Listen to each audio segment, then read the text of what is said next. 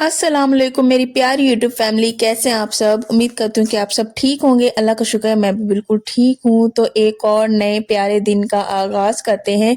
यहाँ पे ना आज प्यारी प्यारी सी धूप निकली हुई थी और तकरीबन ये बारिश के बाद 1-2 दिन ही ये धूप निकली है।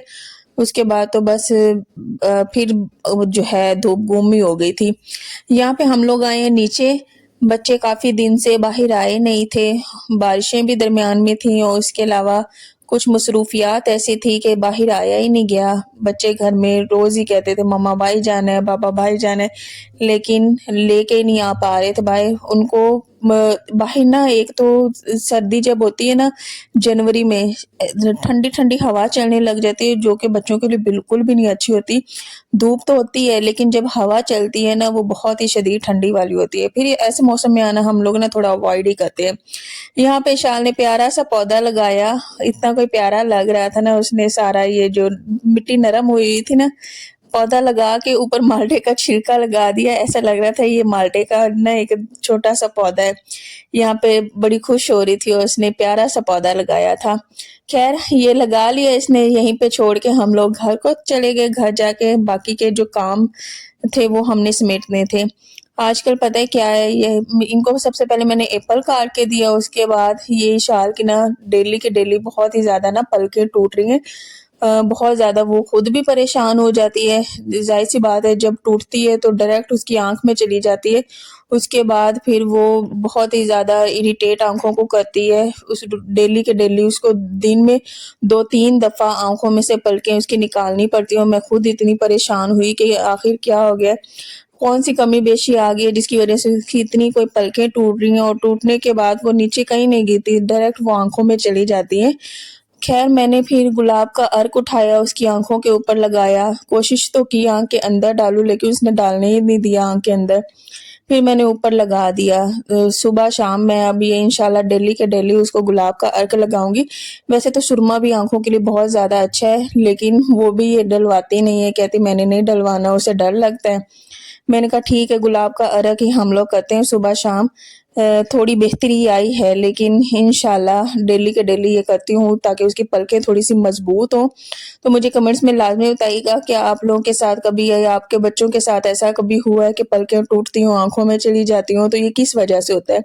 मैंने यहाँ पे नाश्ता किया ही नहीं था। मैंने कहा यहाँ पे थोड़ा-सा ना मिल्क शेक बना लेती हूँ अपने लिए। बच्चों को मैंने एप्पल काट के दे दिया था और मैंने खुद थोड़ा-सा मिल्क शेक बना लिया। हस्बैंड के लिए जो चने हैं वो बॉयल हो रहे हैं, वो चने लेते हैं। पहले तो डेली लेते थे, अब उन्होंने 1 दिन का गैप कर लिया। ब्लैक वाले चने पूरी रात के लिए सोक कर देते हैं, उसके बाद दिन में जो है बॉयल कर लिए। बस यही ऐसे ज़िंदगी चल रही है। अल्लाह का शुक्र है, लाख-लाख शुक्र है। काम-काज किए, खाना खा के अल्लाह का शुक्र अदा किया, बच्चों को पढ़ाना, उसके बाद काम-काज किए। ज़िंदगी की मसरूफियात यही होती हैं हम औरतों की। बर्तन धोना, आटा गूँदना, सालन बनाना और दिन-रात अल्लाह का शुक्र तो हम लोग अदा करते ही हैं। डेली बेसिस पे यही काम हो रहे होते हैं हर घर में। मैं तो कहती हूँ कि जब शादी थी ना तब कुछ न कुछ शॉपिंग इंसान ने करनी, बाहर आना-जाना, निकलना। लेकिन जब से शादी हो गई ना तकरीबन मैं ना तो बाज़ार जा सकी हूँ और इसके अलावा कहीं मार्केट तक भी नहीं गई। डेली जो दिन है वो घर में ही गुज़रता है। घर में सर्दी है शायद इस वज़ह से जब मौसम प्यारा-सा खूबसूरत-सा हो जाएगा ना तब इंशाल्लाह बाहर को निकला करेंगे। यहाँ पे आधे घंटे के लिए कुकर चल रहा था। मैंने कहा कि जब तक ये हो ले ना तब तक ये मैंने मिल्क शेक पी लिया। मैंने कहा थोड़ी-सी एनर्जी आ जाए फिर ही जाके काम हो पाएगा, नहीं तो होगा ही नहीं। फिर उसके बाद जो खाने में मैंने बनाना था, बर्तन मैंने सारे धो लिए थे। यकीन करें इतने कोई बर्तन बनते हैं ना, बहुत ही ज़्यादा बनते हैं। बर्तनों को तो कोई स्टॉप है ही नहीं। खाने से पहले धो लो, बर्तन धोने हैं, उसके बाद खाना जब खा लो उसके बाद भी बर्तन धोने हैं, रात को सोने से पहले भी बर्तन धोने हैं, बस यही है काम-काज। उसके बाद आज खाने में बनाना था मटन पालक। मैं वो बना रही थी लेकिन इशाल ना अपने बाबा से फ़रमाइश कर रही थी कि आज ना आप मेरे लिए खाना बनाएँ और मुझे चूचू की बोटी खानी है। तो फिर क्या था, मेरे हस्बैंड गए और अल्हम्दुलिल्लाह मेरे हस्बैंड पहले से बहुत ज़्यादा बेहतर हैं और माशाल्लाह से काफ़ी हद तक रिकवर हैं। मेडिसिन्स अभी उनकी चल रही हैं, ले रहे हैं। आप सब भी ढेर सारी दुआएँ कीजिएगा, अल्लाह उन्हें और भी ज़्यादा सेहत वाली, तंदुरुस्त, लंबी ज़िंदगी अता करे। तो यहाँ पे मैं ये वाला खाना बना के मैंने दम पे रख दिया था। दूसरी साइड पे जो है मेरे हस्बैंड ने वो जो है चिकन बनाना शुरू कर दिया था इशाल के लिए। आज इशाल की फरमाइश पे ना मेरे हस्बैंड जो है ज़िंदगी में पहली बार खाना बनाए थे। उन्होंने ज़िंदगी में कभी भी खाना बनाया ही नहीं है।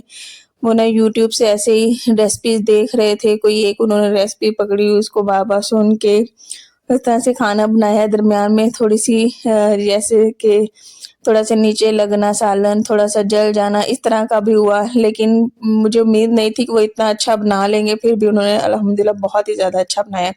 अच्छा, यहाँ पे क्या है कि ये मैंने अदरक लहसुन का पेस्ट जो है मिलता है मार्केट से, वही मैंने लिए है, शान वालों का।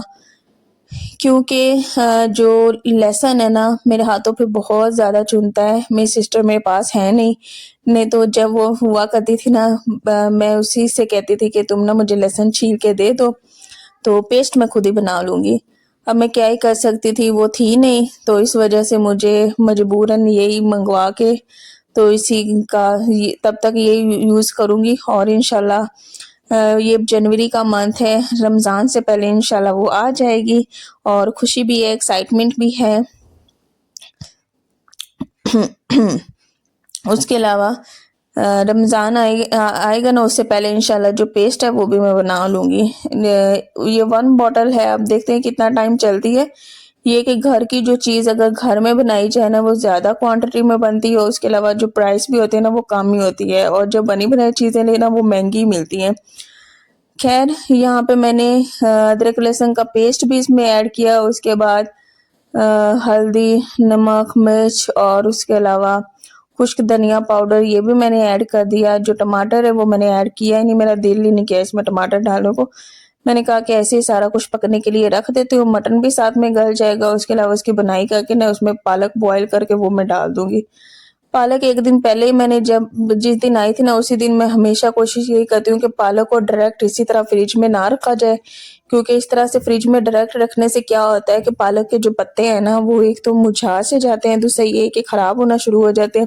हमारी पालक ना फ्रेश रहती नहीं है। मैं हमेशा जब भी पालक घर में आती है ना सबसे पहले या फिर थोड़ा सा फ्री होके शाम के टाइम मैं इसको लाजमी काटती हूँ। काट के फिर इसके बाद मैं इसको धोए बिना ही शॉपर में डाल के फ्रिज में रख देती होती हूँ। वैसे ये मैंने नीचे वाले पोर्शन में ही रखी हुई थी।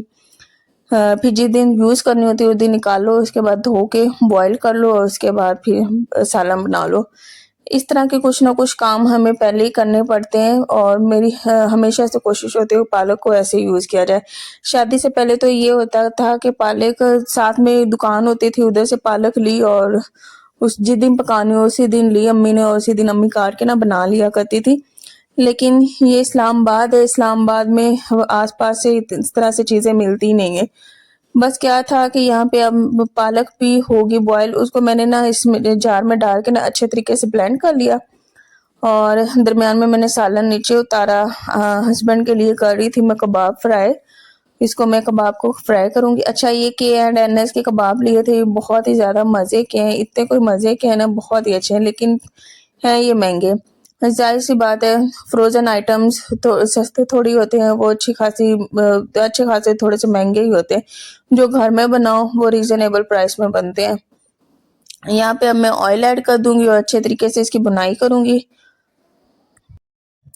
तो अच्छे तरीके से भुनाई करने के बाद ना इसमें ब्लेंड की हुई मैं पालक डाल दूँगी। अच्छा, जो मैंने पालक बॉयल की थी ना वो सारा पानी मैं डाल के ब्लेंड नहीं करती हूँ, आधा पानी गिरा देती हूँ, लेकिन जो आधा पानी होता है वो उसी पालक के अंदर होता है।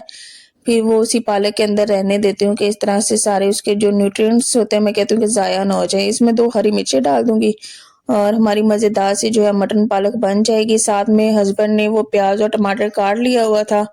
साथ में थोड़ा-सा चिकन भी रख लिया हुआ था। सारी चीज़ें वो कह रहे थे कि मैं पास ही रख रहा हूँ कि मुझे ना बार-बार इधर-उधर कहीं होना ना पड़े और मैं आराम सुकून से पका लूँ। मैंने कहा ये भी सही है, और उनको मैं कुकिंग करते देख रही थी, इतने मुश्किल तरीके से इन्होंने की है, यानी कि इनको आता तो था नहीं कुकिंग करना।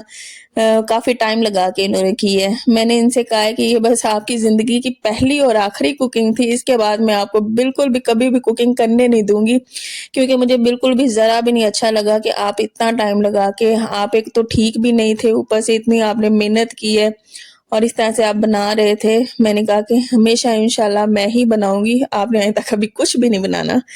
तो यहाँ पे मैंने कहा कि बच्चों के लिए ना सूजी भी यहाँ पे रख देती हूँ, सॉरी सूजी नहीं मैं रख रही थी, यहाँ पे मैं बना रही थी दूध पत्ती बच्चों के लिए। उन्होंने एप्पल खाया था, उसके बाद मैंने कहा इनको दूध पत्ती बना के दे देती हूँ और दूध पत्ती बना के उसको ठंडा करके फीडर्स में डाल के मैं दूंगी। बस यहीं पे हमारे कामकाज भी ख़त्म होते हैं, सॉरी कामकाज तो ख़त्म होते नहीं हैं लेकिन व्लॉग का ज़रूर यहीं पे एंड करती हूँ। आजकल थोड़े से छोटे व्लॉग मैं बनाती हूँ क्योंकि काफ़ी ज़्यादा हेक्टिक या रूटीन है, मैं तकरीबन आप लोगों को लफ्ज़ों में बयान ही नहीं कर सकती। बस मजबूरियाँ हैं, कुछ रीज़न्स हैं, टाइम ही नहीं बंदे को मिल पाता। छोटा-सा दिन है कैसे गुज़रता है पता भी नहीं चलता। यहाँ पे ना हस्बैंड मेरे कुकिंग कर रहे थे और मैंने कहा कि आपकी भी मैं थोड़ी-सी बनाती हूँ। आप कुकिंग कर रहे हैं ज़िंदगी में पहली बार और ये मेमोरी भी रिकॉर्ड होनी चाहिए।